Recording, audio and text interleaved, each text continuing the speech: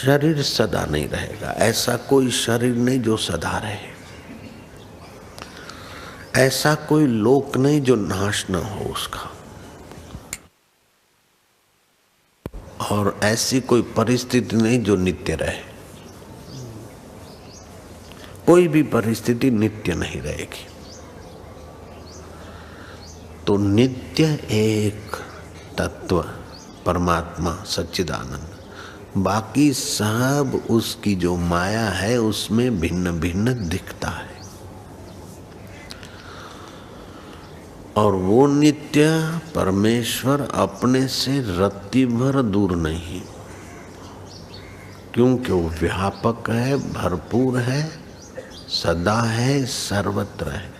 नित्य की पहचान ही वो कि जो सदा रहे, नित्य की पहचान ही वो कि वो शाश्वत रहे। जो इधर है उधर नहीं वो नित्य कैसे, जो अभी है बाद में नहीं वो नित्य कैसे। तो एक ही परमेश्वर है जो अभी भी है, पहले भी था, बाद में भी रहे, यहाँ भी है, वहाँ भी है, सर्वत्र है।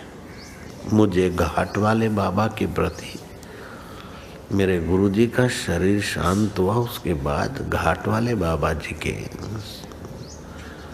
संपर्क में मैं आया और उनके प्रति मेरा आदर बढ़ा। उसका एक मुख्य कारण कि वो ऐसे जंगल में बैठे रहते कि बड़ी विचित्र जगह थी।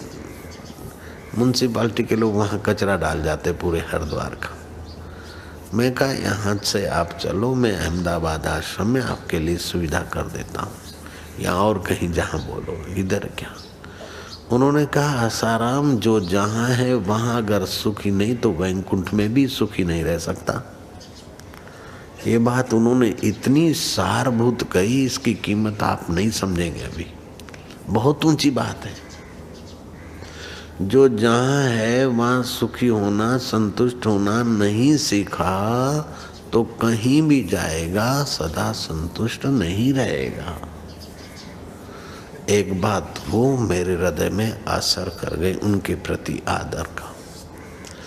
दूसरी बात, एक लुफंगा आदमी साधु बन गया था और उनके पास आता था तो वो उठा के प्रसाद देते थे, लेकिन उन्होंने देखा कि तो रोज रोज प्रसाद के लिए आता है, साधु के तो कपड़े ही पहने। तो फिर उन्होंने साधु उस व्यक्ति को प्रसाद देना बंद कर दिया। तो उसने अपना रूप दिखाया और भक्तों के बीच कुछ का कुछ उन्होंने सुनाया।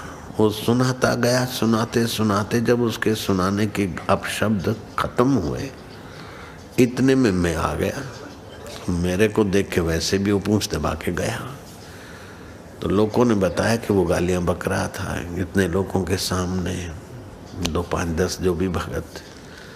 तो मैंने भी पूछा कि तुमको जब इतना भीड़ के बीच वैसे का आदमी डांटा तो उस वक्त आपके चित्त में क्या हुआ। उन्होंने जो बात बताई मेरे को उन बात से, उसी बात से उनके प्रति ज़्यादा आदर हुआ। मेरे को उन्होंने कहा कि पहले तो आया कि अनर्गल बकता है, इसको जरा सुना दूं, ठीक कर दूं। फिर दूसरा स्फुरण हुआ कि अपने को ही ठीक करो कि किसी मूर्ख के बात की असर न हो। अपने को ही ठीक करो, जहाँ अपन है वहाँ टिको। ये बोलता है तो शरीर को बोलता है, इसको बोलता है, उसको बोलता है, आकाश में शब्द गए। किस किस को ठीक करेंगे बाबा, अपने आप में रहो। तो फिर मैं चुप हो गया। वो बोलते बोलते थक के चला गया। ऐसे बुद्ध के जीवन में किसी निंदकों के चक्कर में आए हुए लोगों ने बुद्ध को कुछ का कुछ सोचा, कुछ का कुछ मान रखा था। श्रद्धालु श्रद्धा से देखते थे, निंदक निंदा से देख। तो अकेले में बुद्ध मिलकर एक आदमी ने बुद्ध पर थूकना चालू किया। थूकते थूकते थूकते थूकते जाए, गाली देते जाए।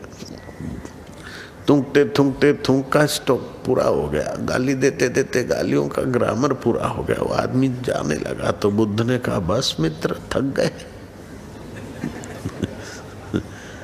और रात भर वही बुद्ध का चेहरा और करुणामयी आंखें, बस मित्र थक गए, बस मित्र थक गए, थक गए।